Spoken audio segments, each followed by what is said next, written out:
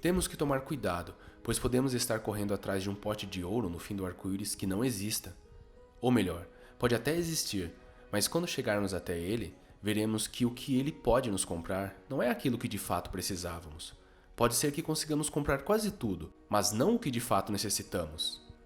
Quando vemos um comercial na TV sobre algo, comida, roupa, viagem, eletrônico, o que de fato nos faz querer comprar não é o produto em si, mas a satisfação que teoricamente ele nos proporciona. Por isso, muitas vezes, a expectativa não é satisfeita. Famosos como atores, cantores e esportistas também são produtos. Logo, eles têm que vender para o seu público uma determinada imagem. Eles não atuam apenas quando estão atrás de uma câmera ou em um palco. Muitos têm que esconder o que de fato acreditam, negar certos valores para continuar na mídia, nas paradas de sucesso. É claro que isso deve ter um efeito terrível na pessoa.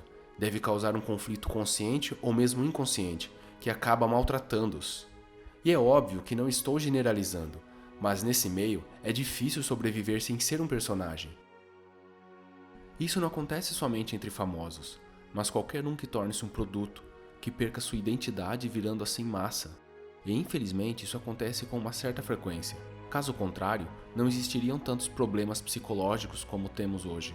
Não estou falando aqui o que você deva ou não fazer, mas cuidado, onde estiver o seu tesouro, aí estará o teu coração.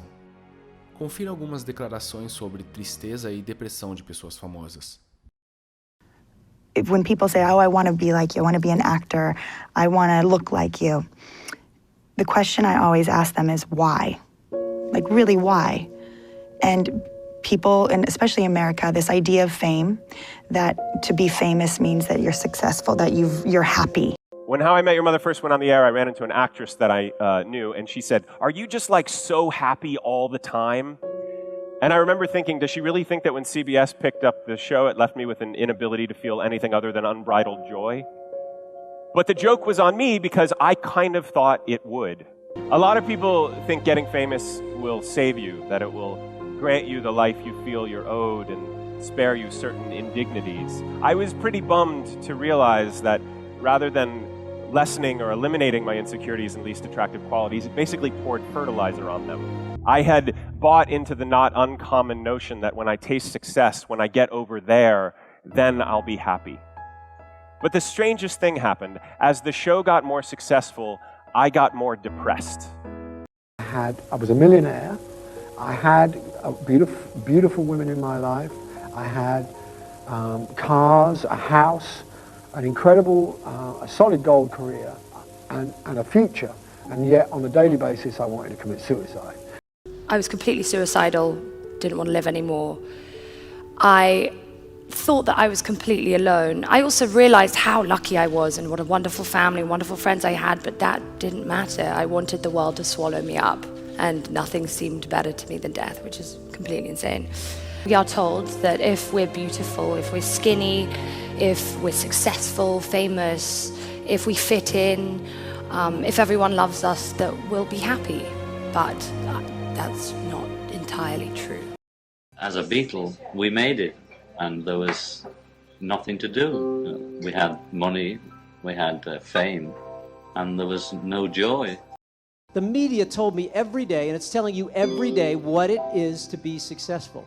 So you've got MTV Cribs, you've got billionaires in front of your face, you have these extrinsic, external goals that will say, oh, Tom Shadyac has arrived. He has the right house, the right car, he flies privately. And when I got there, it was empty. I was successful in the music business, I was successful in modeling, in television, in real estate. So I made all this money and I had all this success. And here I was going, okay, I still don't feel any different. I have literally been at the lowest point that a human being could be. I have literally wanted to and attempted to take my own life. I wanted to not be here anymore. And I have millions of followers and I have all the streams, I got whatever. It doesn't solve your problems. Like, it does not make things go away. And if you struggle in any type of way, like, it's only going to amplify it. And it's only going to put a magnifying glass over everything. Until 4 o'clock in the afternoon, like, something's not right. You need to see somebody. You're not well. And, you know, for me, it was like, oh, I'll be fine. You know, it's like, stiff upper lip, kind of Midwestern, like, don't worry about it, I'm fine. He's not fine. This is not fine. Also, it sort of coincides with this feeling of not being excited about anything. I get depressed. I take antidepressants. They're very helpful for me. I've taken them since I was 26 years old. And I am the least happy I've ever been in my life. I'm the closest to not wanting to be alive as I've ever been. And I have every single thing on paper that I wanted. People were wondering, like, you know, like, well, how could you be sad when all of this opportunities come to you? And, you know, really it's like, the fact that you're overstimulated, it's like you have so much of these things, but they really don't equal out to emotional support. I think Jim Carrey said it, he was like, I wish everyone in the world could experience what it's like to be rich and famous just so you can realize that it means nothing. I've suffered with depression for about 5 or 6 years now. So what's been your biggest challenge? The biggest challenge is just for me getting out of bed and getting out of the house. Did social media cause you to get depressed? I think it definitely was a bit of a catalyst. You see 10 great comments and you ignore them, but one negative comment and it just like throws you off.